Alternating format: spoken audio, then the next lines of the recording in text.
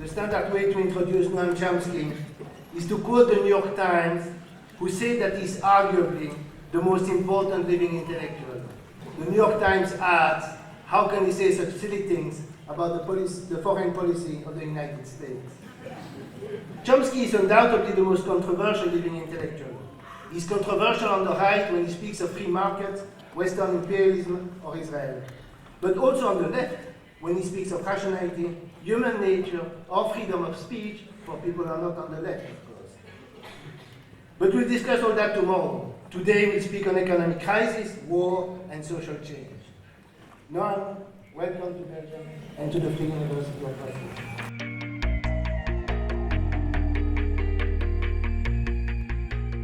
What's happening has happened many times in the past.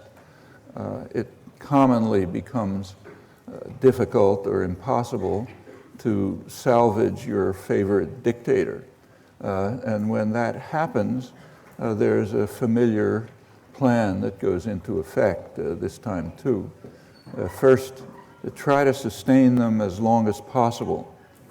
No good? Yeah. Okay. Try to sustain them as long as you can. If it becomes impossible, maybe the army turns against them or the business classes turn against them. Then what you do is send them away somewhere. In the case, for example, of Duvalier in Haiti, put him on an American military jet plane, fly him to France with half the treasury in his pocket. In the case of others, some other thing. But get rid of them. Issue ringing declarations about your passionate love of democracy and how much you're in favor of the people, and then try to restore as much of the previous order as possible. It happens over and over.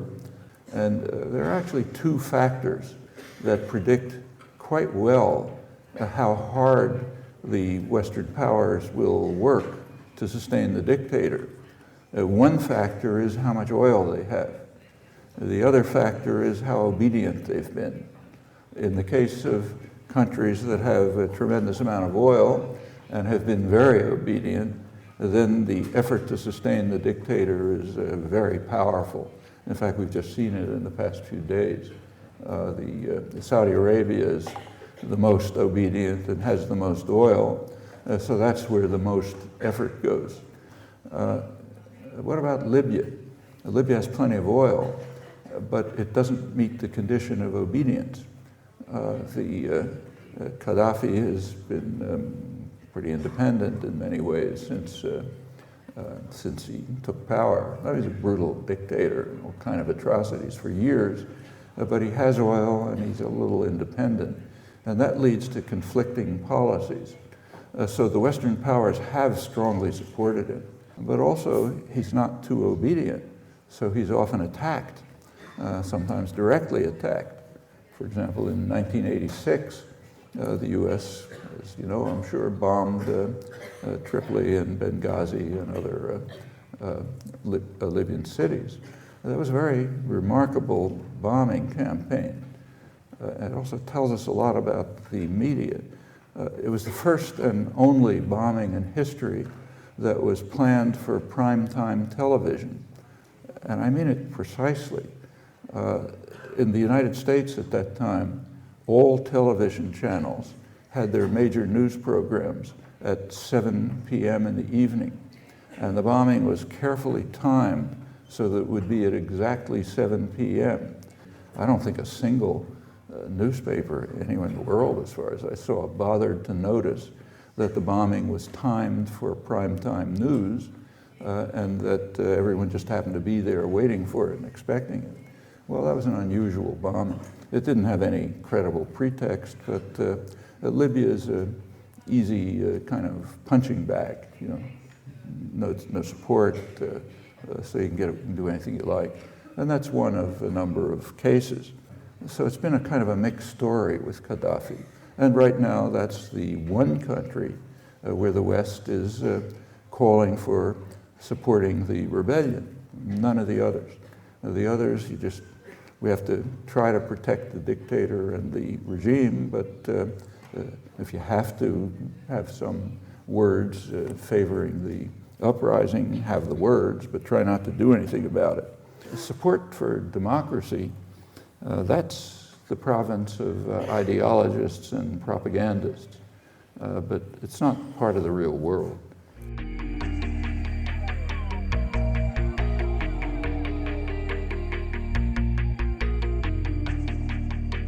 Hello, everybody, and welcome to this special evening of questions and answers with Noam Chomsky. You're a very radical defender of free speech.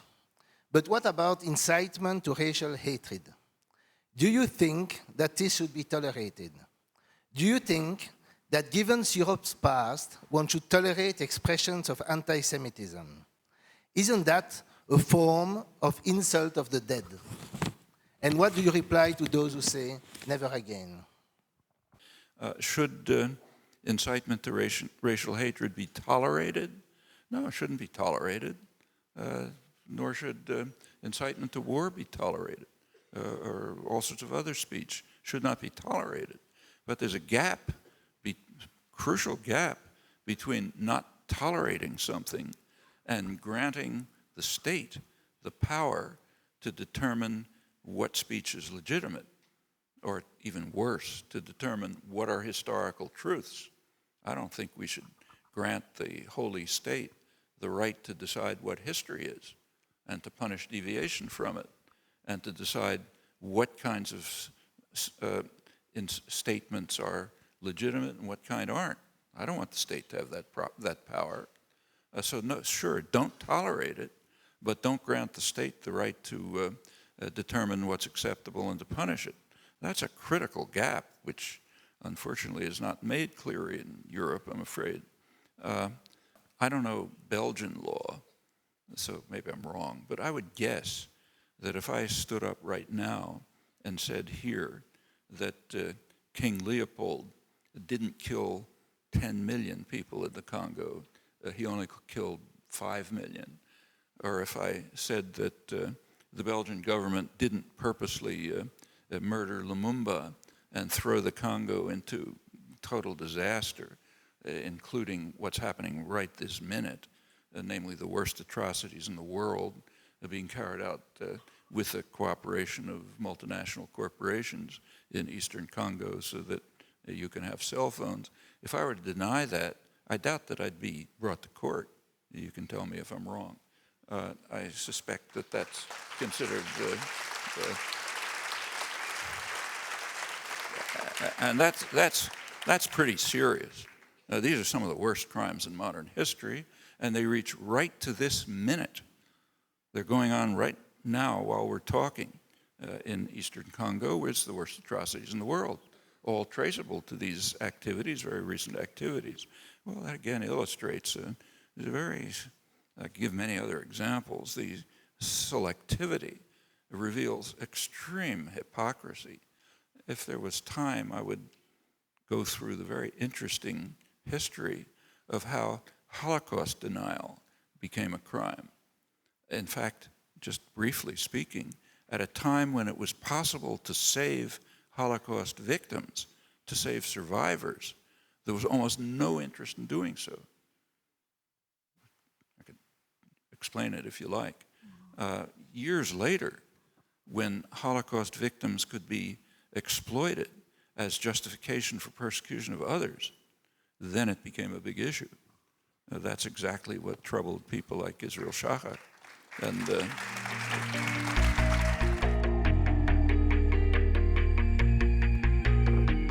the fact that the threats to our very survival are so acute and real adds to a certain puzzlement of many admirers of your work and thought. They deplore that you have almost always been very reluctant to respond to those demands that are often put to you regarding what and can and should be done, and that you typically won't answer them beyond generalities such as organize. One could argue that these requests are both legitimate and strategically important, And moreover, that your socialist libertarian ideals should inspire you some answers. Answers that could today, for example, put on the agenda the takeover of workplaces as a live option. So those answers would, of course, be tentative and modest answers, but they would nevertheless be answers. And I think they are much needed today. You seem to think otherwise. Why? I mean, if that's the impression I give, it's my problem, it's my mistake. As far as I can see, I think there's a partial truth to it. Every topic that I've ever spoken and written about, as far as I can think of, I have suggested definite solutions. But when you get down to the tactical level, like what should we do tomorrow about this problem, then it's true. I can't give answers, and I don't think anyone can, because it depends very much on circumstances. And when people come to me and ask, well, what should I do to change protect the environment? I can't say. Depends where they are, who they are, what they're facing, what they're willing to do, who they're trying to reach, and so on. There aren't general answers to tactical questions. There are very specific answers, which have to do with immediate circumstances, including what the individual in question is willing to undertake. I don't expect everyone to be willing to undertake resistance or civil disobedience even, or even large-scale protest. Those are choices. And within the range of choices about yourself and the circumstances you face, tactics have to be thought through carefully. And advice from the outside is meaningless.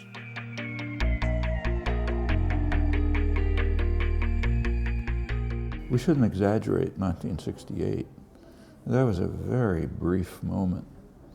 If you take a look at the 1960s altogether, it was a pretty passive period.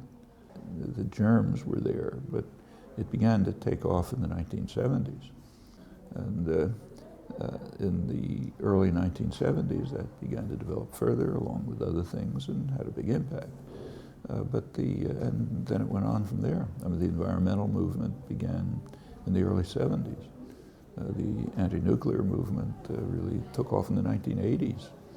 The global justice movements, which are something new, they began in the late 90s. Overall, when you try to evaluate the conditions, I think there's more activism today than there was in the 60s.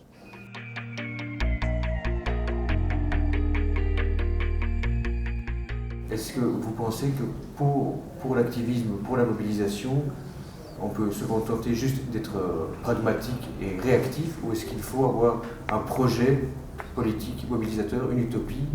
Et si oui, quels pourraient être des projets utopiques, mobilisateurs pour aujourd'hui et demain? I think it's a matter of emphasis, not of choice. I mean, you basically have both. I suppose you really believe in a long-term, call it utopian vision. You still have to take actions in the present.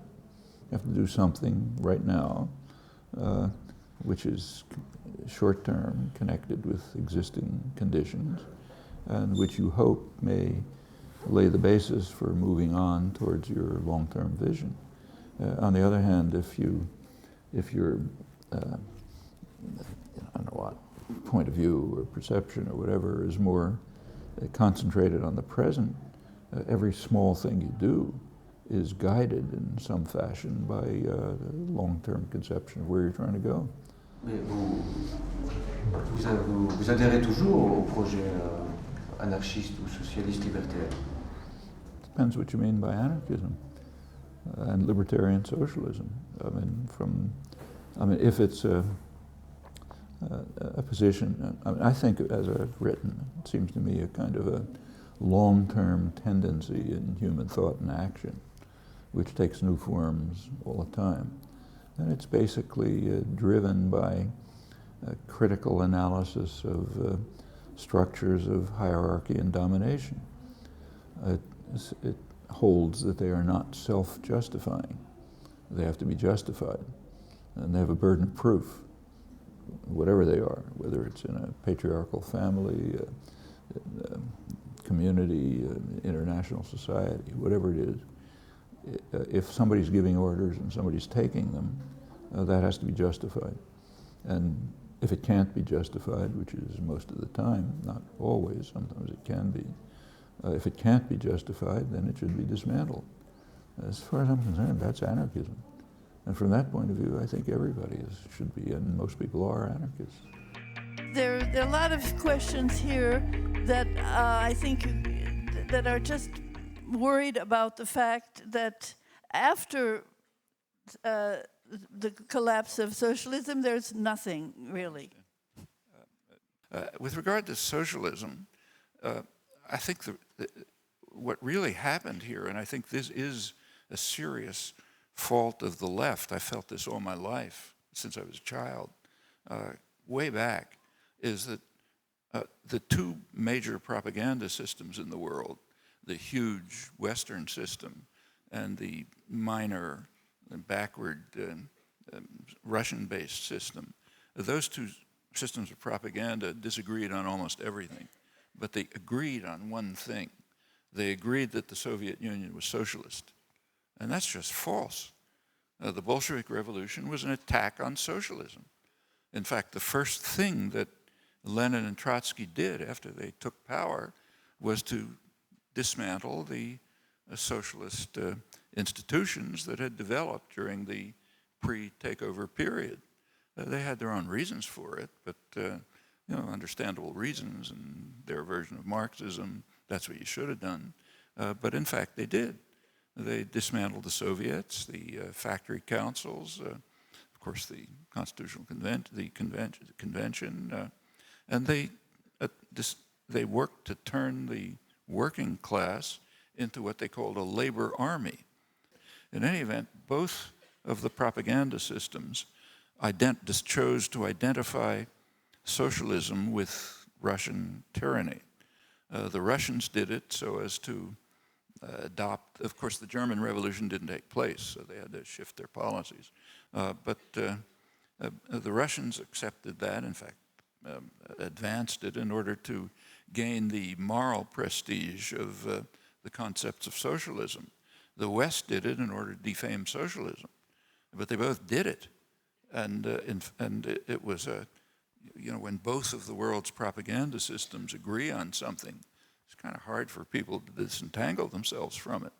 I mean, I remember fighting through this when I was a child. I mean, by the time I was 12 years old, I sort of understood it, but it was hard. And right to the end, in the late 80s, I was asked by a Marxist journal to write an article on what it would mean if the Soviet Union collapsed. It was pretty clear already it was on its last legs. And I wrote an article called The Soviet Union versus Socialism. They wouldn't publish it. It finally got published in an anarchist journal, Our Generation. But because they couldn't, not because of censorship, they couldn't understand it. But I think it was correct. And I think we're now suffering from the consequences of that. Mm-hmm. Like the questioner said, the notion of socialism is discredited because of its firm association with a tyrannical system which was strongly anti-socialist all the way through.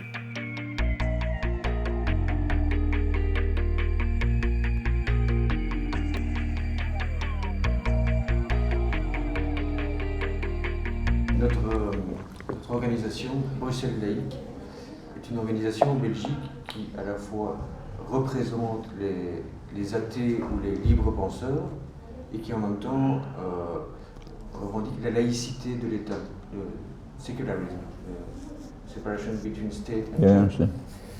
Et je voulais vous demander à la fois, ce que vous pensez de la religion aujourd'hui, de son pouvoir, à la fois au niveau individuel ou philosophique, son emprise qu'elle peut avoir sur l'esprit, quelle est votre position par rapport aux gens qui croient, est-ce qu'ils sont aliénés, est-ce qu'il faut les libérer, et d'un point de vue plus politique par rapport au pouvoir des religions dans la société d'aujourd'hui, quelle est votre position?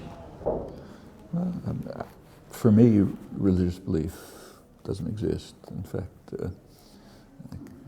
I became an atheist at about age 10. And I remember exactly how it happened. My grandfather was ultra-religious. In fact, he was living in the 17th century in a little village in the Ukraine, and I don't think he ever left it, even after 50 years in the United States. I remember visiting once with my father, who was my father's father. We went to visit his family, all very Orthodox, on one of the holidays. And I noticed that my grandfather was smoking. And, I knew the laws. The laws say that there's no difference between a holiday and Sabbath except with regard to eating. So, for example, on the Sabbath you can't make a fire to eat, but on the holidays you can make a fire to eat, but otherwise it's the same. So I turned to my father and I asked him, how can he be smoking? And my father quoted the line from the Talmud, which I knew, one I just mentioned, and said, he's decided that smoking is eating. So I realized right then, big insight, religion is based on the idea that God is an idiot, and you can fool him. And when you think about it, that's all of organized religion. I mean, nobody can live by God's precepts. So in one way or another, all of organized religion is based on the assumption that God is so stupid that he can't see what you're doing. And I figured, well, if that's religion, why should I pay any attention to it? And afterwards I learned more, but I think that's basically correct. On the other hand, if people want to be part of that, that's their choice, as long as it doesn't affect anyone else. So if my neighbors are like my grandfather or something else, okay, it's fine, as long as it doesn't affect my life and my choices. So in that sense, yes, there ought to be a sharp separation between church and state, and more generally between religious practices and other people's decisions and choices. And I think that can work out amicably. For example, I don't agree with, there's a new wave of militant atheists who think you have to approach religious people and convince them that they're wrong. And I don't agree with that. I mean, if some mother, let's say, hopes that she'll see her dying child in heaven, it's not up to me to give her a lecture in epistemology. If that comforts her, fine. Not my business.